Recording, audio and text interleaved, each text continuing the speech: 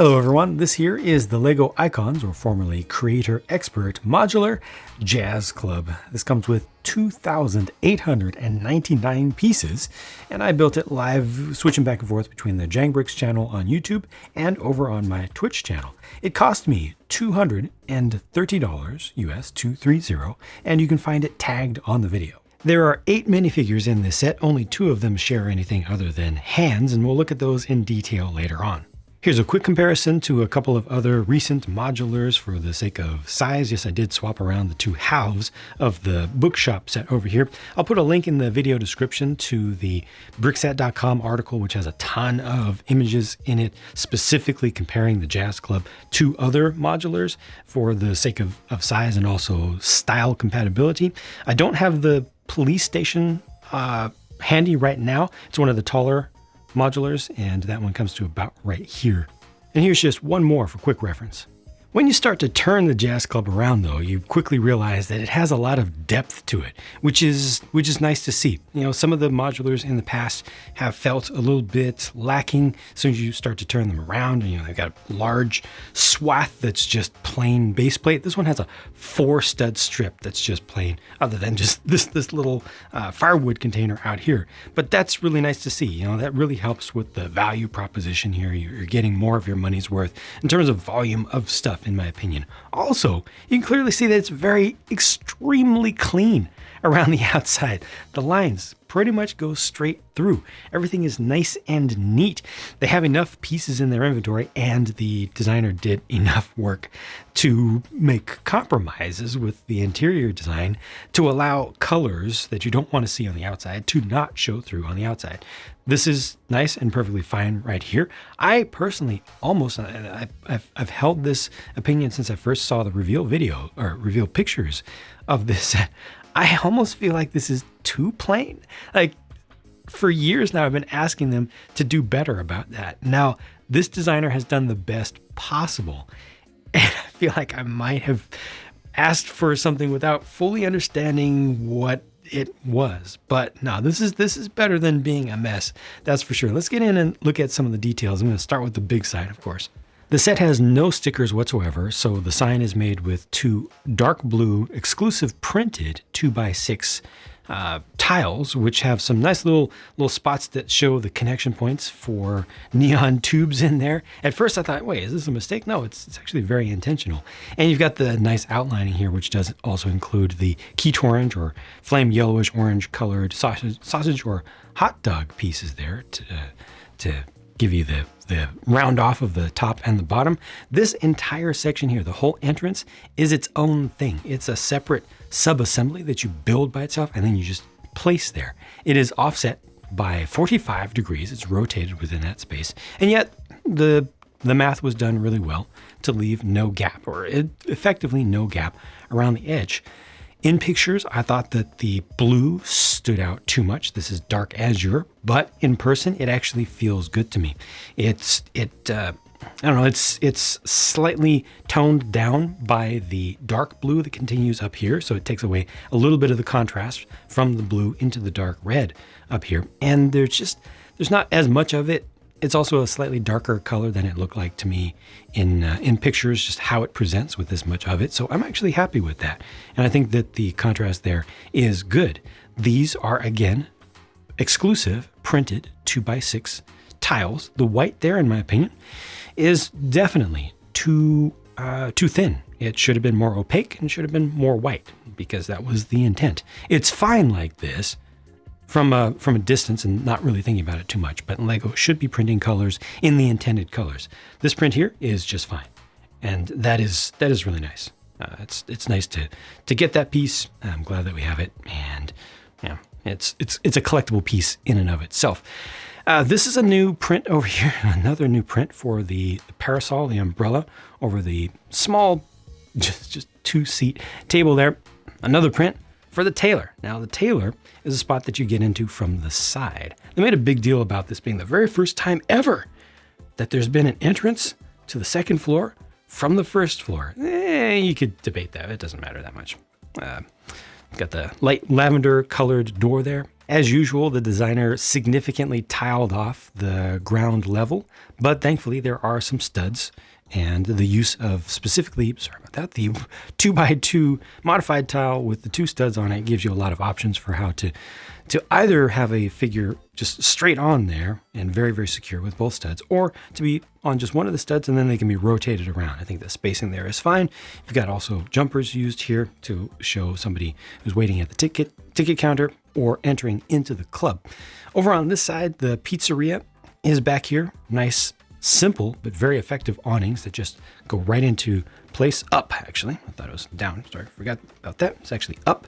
So as long as you just push these up all the way from the underside, they will be at the exact same angle.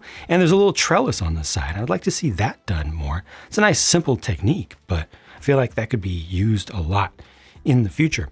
Moving upstairs, these balconies are fake. You know, you can't actually, a human being, a minifigure, can't actually go out there, but they look nice. And I like the hanging plants up here as well. Getting up to the roof, a nice little detail around here. Nothing too much. We'll go back to the other side as well. But just while I'm on this side, the roof has a greenhouse on it. And this has roof sections that can be opened up. And I think that tomato plant right there looks pretty perfect for the pieces that are available right now. That was well designed. I don't know what these sprouts are over here, what they represent. Almost, I'm not even going to guess. You also got carrots and some form of spice there as well. The only thing that's not great about this, well, there are a couple things. First of all, there's no door for the front of it, so it's always open, but that's okay. But many people have mentioned the fact that this right here is awkward. Would have been nice to get just one more piece in here just to kind of complete the roof, you know, just extend it out a little bit. Wouldn't have been too difficult to do. Roof access to the lower section is through this door right here. Roof access to the larger section is through this hatch or flap, which just comes straight up. And there is a ladder down inside of there to get access to, you know, for a figure to come up here to possibly feed the squirrel. You don't feed the squirrels. They're wild and there's plenty of them and they take care of themselves. So you don't have to do that. But there is a squirrel up here who has formed a nest. Not a big fan of how this looks from the top. From the front, it looks fine, but from the top, it looks unfinished. So we've got anti-studs that are visible there and studs that are visible back here as well.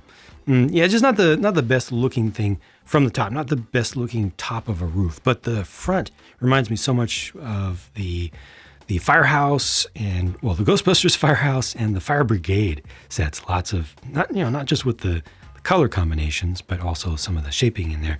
Got the gray windshield used here. A couple plants on the window sills here, and some nice stained glass technique. It's simple also, but looks good. Of course, it would look better with some light inside of there. Just to give you a real quick preview of what that would look like, you know, or if you get a lighting kit, you can definitely make this a very beautiful building from the outside, because of course most of the time we're going to be looking at this from the outside. Most people who own a modular are going to be looking at this from the outside. It's the most important thing. But that said, there is of course a lot of detail on the inside, so let's check that out. One of my biggest complaints over the years about modular buildings has been that access to the interiors has been strained, very difficult once the model is put together. The marketing pictures always show modular buildings disassembled. You know, they disassemble them to different amounts, different levels in order to show you just how beautiful it is and how spacious it is. Well, this one has kind of a tight space here for the stairway up to the second level for the tailor and so on.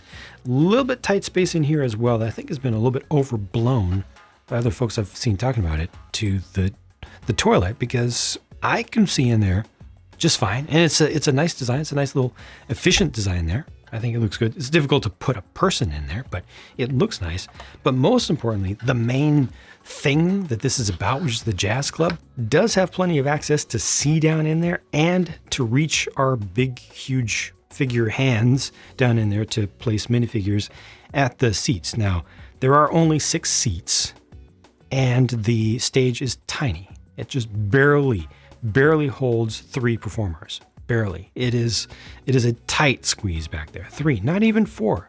Can't even fully synergize with the Jazz Club, the Jazz Quartet set that was released from Ideas. But check this out. This is very valuable right here. The ease of removing the overhead gantry for the lights and also the suggestion of the curtains on the sides. Not that those curtains are all that useful in this case, but that makes it a lot easier, even though, again, it's difficult to get figures down in here.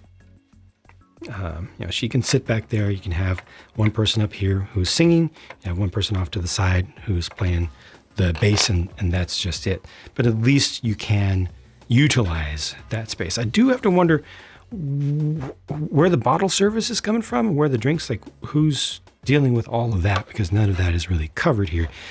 Also, there are spots to put minifigures just standing around in there. So that is good, once again, with some studs, in spite of the fact that they did tile off most of it.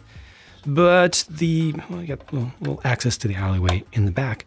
The service for this, we see these glasses and stuff, is just via this huge open. I mean, this could have used a curtain across it. Definitely. This huge open archway to get to the pizzeria. Now, I think the pizzeria could have used like one more stud on the ground right there to be able to put a minifigure, or maybe over here, right up next to it. Pizzeria shows a little spot where the pizza artist would be creating a pizza from scratch right now. And then there's also a completed one there that is made with slices. So those are just a print that's been repeated a few times. Got the checkout register there, some condiments, the pizza oven, of course. It is a wood-fired oven, and hence the reason we've got the little wood cabinet outside for extra firewood. And then still more ingredients up on the shelf there, and that's just it. That's the end of the first floor.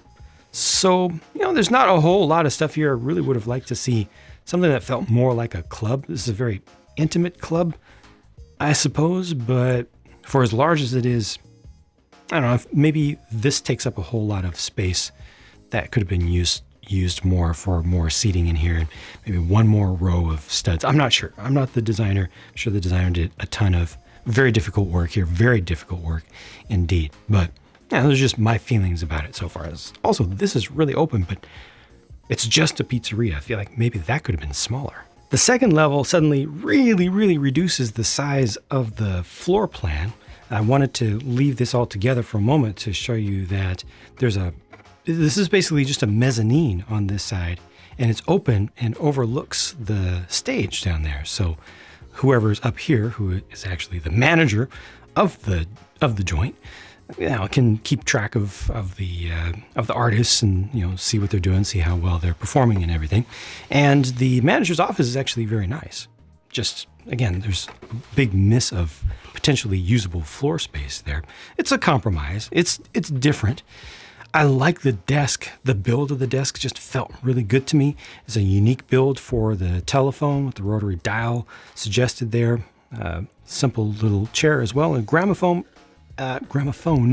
in the back with a new print for, well, at least new to me, print for the record. There, just move that out of the way. There. Yeah, there. Now you can see it. And you can also very nicely see the stained glass window there. Window here also doesn't give you a whole lot of view out because it's blocked by the big sign, but there's also a bit of art on the wall over there, just something simple, little abstract art.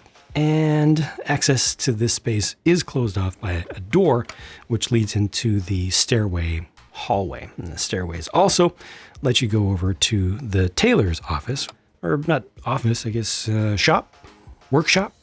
Got a torchiere over here, floor lamp, and a very nice build for an old, very heavy looking, very cast iron, powder coated sewing machine with a little bit of material in there. That's nice. There's also an additional stud down there, so you can attach things in slightly different spots to indicate that work is being done. Got another stud over here, which is useful. On the other side, you got one of those cloth or canvas covered mannequins that they would stick pins in for laying up the patterns and everything, and making measurements and preparing to make cuts. And then these are representing bolts of fabric. It's pretty smart. It's pretty realistic. It's nice to have one that's hanging out. I think maybe another one that had some material hanging out would have been nice, but I personally don't like to see these Technic, the axles, not the most attractive looking thing, but I generally like the idea here. But This one, well, that's it for this space. The rest of it is just open floor space. The final block of interior, I'm just gonna show you kind of freehand like this as its own thing, so I don't have to have the camera way up in the air where it's kind of awkward and you might not be able to see things quite as well. It just allows me to maneuver things a little bit better. So this is the top most interior level. There's the ladder that gives you access to the roof hatch on the Jazz Club side. Nice to have just a little bit of extra detail right there with just the small potted plant. This is the roof access to where the greenhouse is off over there. And then this final large room, this makes a lot of sense. This is like a green room slash dressing room slash, I suppose, rehearsal room as well. You got another art piece. Again, they're kind of suggesting that art pieces have been purchased from the gallery in the boutique, or by the side of the boutique hotel. This, unfortunately, only holds one person. This large couch, it's very reasonably sized, but it only holds one person, because if you try to put one off to the side, the other one's arms are going to completely clash. So yeah, just one person will sit there. Nice little dresser setup. Unfortunately, this is a drum lacquered piece right here. In the past, they've done some nice things with specialized pieces that are coated. They give you more of a reflective effect. This has some reflective effects, as you can see there, but it's not particularly good. It looks frosted, you know, it looks fogged up or something. But at least it's a consistent piece that will always have the same look. And over here, just a extra box, just a crate where some stuff would be. I don't know exactly what that's for. I like all this over here. This looks really good. Too bad that the couch only holds one person, especially when you have a 3-person band who's intended to be used with this. This looks nice, with the exception of the mirror, in my opinion. And otherwise, this area, I think, has a pretty decent use of space. Maybe one more thing, like one more potted plant in here, right over here on the side, would have been nice. Like one of those over here also. Looking at minifigures, here are the 3 members of the jazz band. The trio on the left is the bassist, who many people have referred to playfully as the cellist, because the double bass there is rather small for what it represents. But you know what? I'm okay with it. I'm good with that. We can pretend it's a bass. We can also pretend it's a cello. And I will probably never complain about the inclusion of a brand new musical instrument from Lego. This guy is using the exact same outfit as the drummer on the right, so I'm not going to take everything off of him. You can just use her for reference. In the middle is the singer, who has a beautiful print, absolutely beautiful print, head to toe. Yeah, that just looks great. Maybe we could have used a drum lacquered microphone would have been nice instead of the gray, or a printed one that has, you know, the 2 colors on it. Maybe just drum lacquering, or maybe just a silver print on the top would have been nice. You know, just something to offset it. But there you can see more clearly the outfit, the uniform for the instrument players. And again, that's the drummer. This guy's got an implant or hearing aid on, and that is a big old cello or bass case, which totally makes sense and is built up nicely. So when he arrives, you know, he arrives like that. That's nice to see. And then on the back here, more great printing. Good printing over here as well, but this is just fantastic, going all the way down. Really nice quality with the metallics. The skin tone is a little off. Skin tone should have been more opaque. Certainly, that should have been that same full yellow color, and it's not. I'm not going to stop being on Lego's case about that. We deserve better prints.